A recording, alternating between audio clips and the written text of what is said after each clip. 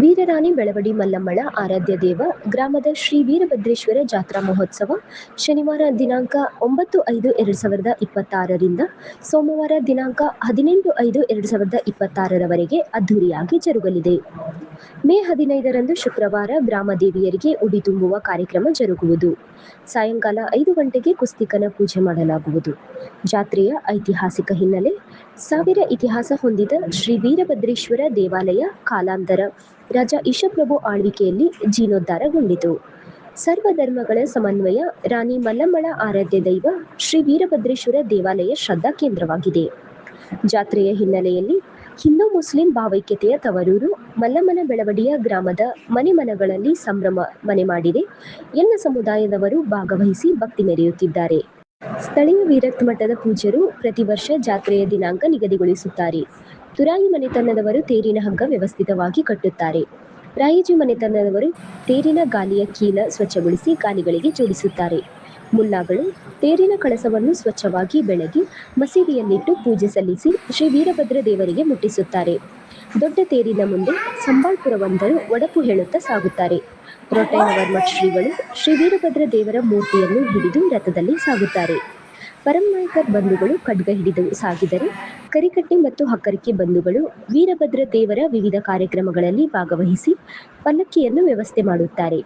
ಹೀಗೆ ಗ್ರಾಮದ ಒಂದೊಂದು ಮನೆತನದವರು ಒಂದೊಂದು ಭಕ್ತಿ ಸೇವೆ ಸಲ್ಲಿಸುತ್ತಿರುವುದು ಭಾವೈಕ್ಯತೆಯ ಸಂಕೇತವಾಗಿದೆ.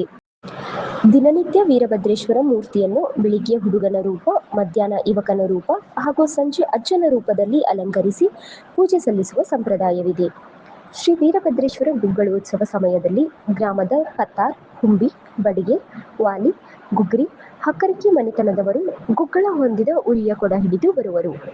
ಪೂಜೆಗೆ ಹೂಪತ್ರಿ ನೀಡುವ ಹೂಗಾರ ಮತ್ತು ಗಣಾಚಾರಿ, ಗಂಟೆ ಬಾರಿಸುವ ಛಲವಾದಿ, ಪೂಜೆ ಬಳಿಕ ತೆಗೆದ ಬಟ್ಟೆ ಸ್ವಚ್ಛಗೊಳಿಸುವ ಮಡಿವಾಳರು ಹಾಗೂ ಬಡಿಕೋಲ್, ದಳವಾಯಿ, ಬಾರ್ಕಿ ಹಾಗೂ ತಳವಾರ್ ಮನೆತನದವರು ತಳಿರು ತೋರಣ ಕಟ್ಟಿ ದೇವಸ್ಥಾನ ಶೃಂಗರಿಸುವುದು ವಿಶೇಷವಾಗಿದೆ.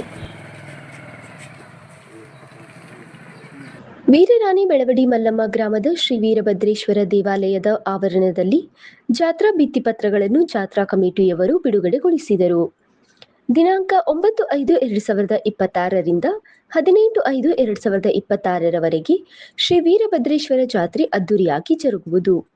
ಈ ಸಂದರ್ಭದಲ್ಲಿ ಪ್ರಾಚಾರ್ಯ ಮಹಂತೇಶ್ ಉಪ್ಪಿನ್, ಸಿದ್ದಪ್ಪ ಸಿದ್ದನ್ನವರ್, ಬಸವರಾಜ್ ಸುಬೇದಾರ್, ರಮೇಶ್ ರಾಯೇಜಿ, ಯಲ್ಲಪ್ಪ ಸಿದ್ದನ್ನವರ್, ಈರಣ್ಣ ಬಾಗೇವಾಡಿ, ಬಾಳಪ್ಪ ಚವರದ್, ಹನುಮಂತ್ ಸಾಲಹಳ್ಳಿ, ಶಿವಪ್ಪ ಮರ್ಕಟ್ಟಿ, ಮಂಜುನಾಥ್ ಬಡದೆಮ್ಮಿ, ರವಿ ಸಿದ್ದನ್ನವರ್, ಸಂತೋಷ್ ಇಂಗಳಗಿ, ಸತ್ಯಪ್ಪ ಸಿದ್ದನ್ನವರ್, ರಾಜು ತಹಶೀಲ್ದಾರ್ ಹಾಗೂ ನಾಗರಾಜ್ ಕಿರಕ್ಸಾಲಿ ಉಪಸ್ಥಿತರಿದ್ದರು. ಬೆಳವಡಿಯಲ್ಲಿ ಬಹಳ ವಿಜೃಂಭಣೆಯಿಂದ ನಡೀತಾ ಇದೆ.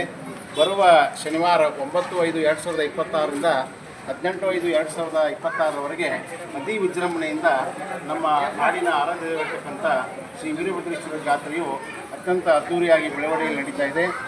9ನೇ ತಾರೀಕಿನ ದಿವಸ ಉತ್ಸವ ಪ್ರಾರಂಭವಾಗಿ 4 ದಿನಗಳ ಕಾಲ ಉತ್ಸವ ನಡೀತಾ ಇದೆ. ಅದೇ ರೀತಿಯಾಗಿ 14ನೇ ತಾರೀಕಿನ ದಿವಸ ಮಹಾರಥೋತ್ಸವ ನಡೀತಾ ಇದೆ. ಅದೇ ರೀತಿಯಾಗಿ ಶುಕ್ರವಾರ ದಿವಸ ದ್ಯಾಮೋದರವರ ಉಡಿ ತುಂಬುವ ಕಾರ್ಯಕ್ರಮ ನಡೀತಾ ಇದೆ.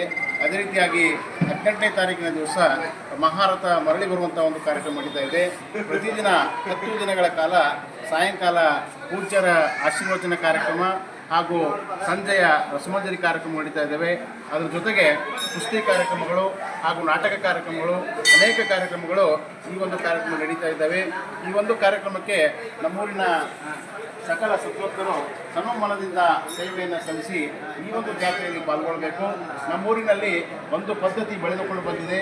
ಆ ಪದ್ಧತಿ ಏನೆಂದರೆ, ಪ್ರತಿ ವರ್ಷ ಒಂದೊಂದು ವಾರ್ಡಿನವರು ಈ ಜಾತ್ರೆಯನ್ನು ಮಾಡುವಂಥ ಹಿರಿತನವನ್ನು ಮಾಡ್ತಾ ಇದ್ದಾರೆ. ಅದರ ಪ್ರಕಾರವಾಗಿ ಈ ವರ್ಷ ಸರದಿಯ ಪ್ರಕಾರ 6ನೇ ವಾರ್ಡಿನವರಿಗೆ ಜಾತ್ರೆಯನ್ನು ಮಾಡುವಂಥ ಒಂದು ಹಿರಿತನ ಬಂದಿದೆ.